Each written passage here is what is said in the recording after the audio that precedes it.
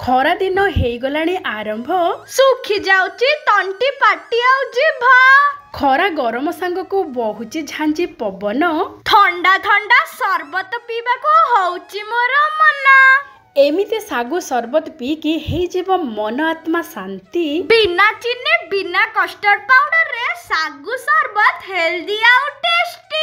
दर्शक बंधु समस्त को करुची मु प्रणिपात माँ गेलु हांडीशाला को आपण मानको बहुत बहुत स्वागत। बिना चीनी रे मात्र 5 मिनिट रे नुआ शैली रे सागु सरबत आसंतु करिबा प्रस्तुत। दर्शक बंधु आमे एठी नबा 4 बड़ चामच छोट दाना सागु आपण माने चाहिए बड़ दाना सागु मध्य नहीं पारिबे जेहेतु आमे याकु गुंड करिबा जेकोनोसी सागु नेले मध्य चलिबो। ता सहित आमे एठी नेचु मिश्री जेहेतु आमे चीनी रो व्यवहार करबानी एठी आमे मिश्री आपनको जेतिकी मीठा दरकार से अनुसार नेबे।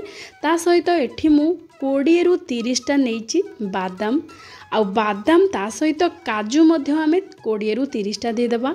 ता सहित भल बास्ना पई 4टी गुजराती देदेबा। एतिक जिनस मिसेकी ताको भल भावरे गुंड करदेबा। आउ आपण माने एमिति जदि गुंड करिकी रखिबे मात्र 5 मिनिट भितरे बढ़िया पूरा सागु सरबत प्रस्तुत हो जिवो। जेमिति आमे कस्टर्ड पाउडर बजारू किणिकी प्रस्तुत करंती सरबत ताठू भी स्वादिष्ट रहिबो ताठू भी स्वास्थ्यकर रहिबो। एबे देखंतु आमर एठी गोटे बहुत बढ़िया गुंड प्रस्तुत हो जाइछि। एबे आमे एथिरे अल्प टिके हळदी गुंड दबा बेसी भी देबेनी अल्प टिके देबे जहाँ फल कि रंगटा पूरा पूरी टिके लाइट येलोइश कलर आसीबो। जेमिति कस्टर्ड पाउडर आमे व्यवहार करंती जेकोनोसी सरबत को टिके बहलिया करिबा पई सेथि पई आमे टिके हळदिया रंग पई आमे हळदी गुंड देले। देखंतु आमे एठी जहाँ भी व्यवहार करिचे देह पाई बहुत भलो कौनसी रंगर व्यवहार एठी करिने। आमे बजारू जो कस्टर्ड पाउडर आनती सेथिरे रंग मिसी थाए ता सहित कन्स्टान्स भी मिसी थाए जहा के देह पाई सेते भलो नुह। आजिठू आपण माने बजारू कस्टर्ड पाउडर न किणिकी घरे एमिति कस्टर्ड पाउडर प्रस्तुत करंतु जहा कि बहुत हेल्दी रहिबो आ टेस्टी भी रहिबो। आ कस्टर्ड पाउडर जेमिति थिकनेस दबो सेमिति थिकनेस मध्य दबो। एई गुंड को आपण माने एयर टाइट कंटेनर रे हो किंबा काचो डबारे पूरा टाइट करिके फ्रिज रे रखिबे 6 मास पर्यंत रहिबो। आ बाहर रखिले 3 मास पर्यंत आपण माने व्यवहार करि परिबे। पूरा पूरी खरा दिन तक आपण माने एमिति कस्टर्ड पाउडर रे आइसक्रीम हो किंबा सरबत हो मात्र 5 मिनिट भितरे प्रस्तुत करि परिबे। जेहेतु आमे सागु सरबत प्रस्तुत करिबा सेथि पई मु एठी नेची 2 बड़ चामच सागु ताको भल भाव 4-5 थर धोईदेबा जहाँ फल कि तार मंड सब बाहर जा। तापर आमे सेथिरे पानी देकी अध घंटा पई बतुरिबा को छाड़ीदेबा। जदि आपण माने बड़ दाना सागु नौथांती ताहले 4 रु 5 घंटा पई बतुरिबा को छाड़ीबे। एठी मु नेइची 750 मिलीलीटर क्षीर। क्षीर रे आमे जो प्रस्तुत करके रखिथिले होममेड कस्टर्ड पाउडर सेही पाउडर रु 4 बड़ चामच आमे एठी देदेबा। जेहेतु आम ए मिश्री पकईचे मीठा भी रहिबो ता सहित सागु जेहेतु पकईचे थिकनेस रहिबो टिके हल्का थिकनेस रहिबो। आमर ए जो क्षीरर प्रस्तुत करिबा आमे कस्टर्ड पाउडर मिसेकी। एबे देखंतु 4 बड़ चामच होममेड कस्टर्ड पाउडर दे सारिबा परे ताको भल भाबरे टिके मिसेई देबा। जेहेतु आमे सागु को मिश्री सहित भल भाबरे गुंड करिथिलु सागु भल भाबरे पूरा फाइन पाउडर हे जाईची बिल्कुल खदड़ा अंश रहिबोनी। आपण माने चाहिए जदि पारिबे टिके चले देबे किंतु बिल्कुल दरकार ही पड़ोनी चलेबार। एबे आमे ए सब को मिसेकी तापरे फ्लेम रे बसई देबा आउ मीडियम फ्लेम करके भल भाबरे फुटिबा को छाड़ी देबा। जेते बेले भल भाबरे टकमक हेकी फुटी जिवो क्षीर देखंतु केते सुंदर रंग आसीची। भल भाबरे फुटी गला परे आउ 2-3 मिनिट पई टिके लो मीडियम फ्लेम रे फुटई देबा तापरे ताको ठंडा कर देबा।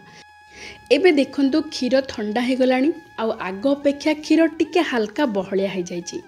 जेमिति आमे कस्टर्ड पाउडर रे प्रस्तुत करंती क्षीर को सेमिति प्रस्तुत हेछि।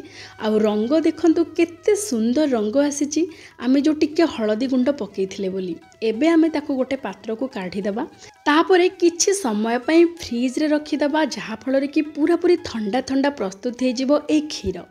एबे आमे गोटे पात्र रे किछि पानी दे देबा।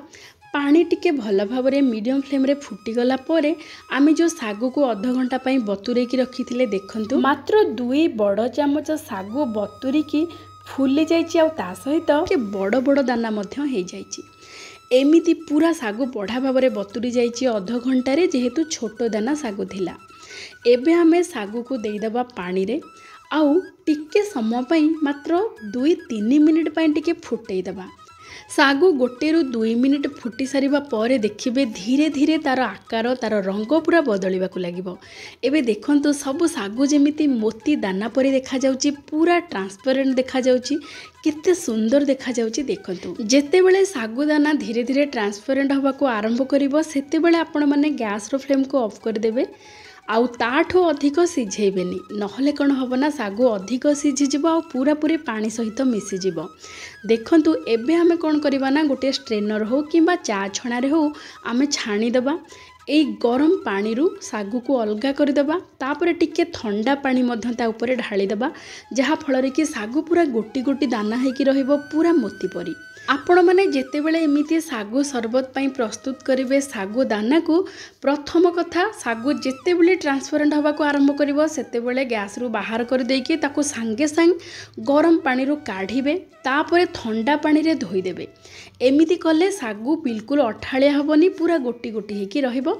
आउ सागु सरबत रे एमिति गोटी गोटी दाना रहिथिले बहुत बढ़िया देखा जिबा सहित पीला बेले तार सागु दानार गोटे गोटे दाना आसीबो पाटी को बहुत बढ़िया स्वादिया लागिबो। एबे ताको टिके कड़क रखीदबा। आमे एठी किछि नेइचु फल, आपण माने चाहिए बिना फल रे मध्य प्रस्तुत करि परिबे सागु सरबत, किंतु आउ टिके हेल्दी आउ टेस्टी करिबा पई आमे एठी फल रे नेइचु नडिया, कदली, अंगूर, सेओ, कदली, ता सहित सपेटा को डालिंब, यही सब फलमूल को लेकिन आमे प्रस्तुत करवा आमर आज सागु सरबत, जहाँकि पूरा स्वादयुक्त आउ देह पाई भी बहुत भल। आमे कौन करवा ना नड़िया को पूरा भल भाव में कोरी नबा। मुझे फाड़े नड़िया नहीं, नड़िया टिके अधिक नेबे, तापर आपण माने सबू फल को छोट छोट खंड करके काटिदेबे। एबे देखंतु आमे फ्रिज रु काढ़िकी एबे आनिबा। आमे जो प्रस्तुत करके रखिथिले क्षीर आउ होममेड कस्टर्ड पाउडर देके 5 मिनिट रे आमे जो कुक करके रखिथिले केते बढ़िया पूरा ठंडा ठंडा आउ टिके बहलिया हो जाइछि मध्य। एबे आमे कौन करवा ना जो सागु को आमे सिझेकी रखिथिले से सागु को एठी देदेबा। एबे देखंतु सागु टिके हल्का अठालिया देखा जाउची। आपण माने जेमिति ठंडा ठंडा क्षीर रे मिसे देबे से पूरा खोली जिवो आ गोटी गोटी हे जिवो। एबे देखंतु सागु भल भाव में मिसी जाइची, पूरा गोटी गोटी हेकी हे जाइची। एबे आमे एई क्षीर आउ सागुरे देदेबा। आमे जो फल सब काटिकी रखिथिले से सब फल को देदेबा। आपण माने जदि बिना फल रे प्रस्तुत करंती सरबत, तेबे केवल सागु आउ क्षीर सहित भल भाव में मिसेकी मध्य पी परिबे बरफ पकेकी, बहुत बढ़िया लागिबो। किंतु एमिति फलमूल पकेकी आपण माने 2-3 दिन पर्यंत फ्रिज रे मध्य रखिकी पी परिबे। एबे हमें कौन करवा ना टिके भल ताजा बास्ना पाई किछि ताजा गोलाप फूलर पाखोड़ा 3-4टा पकेकी भल भाव में गोलई देबा। आपण मानको जदि गोलाप पाखोड़ार बास्ना भल नुह ताहले आपण माने स्किप मध्य करि परिबे। आउ जदि आपण मानक पाखरे गोलाप फूल न थाए सज गोलाप फूल, तेबे आपण माने रोज वाटर मध्य किछि देई परिबे बहुत बढ़िया बास्ना पाई।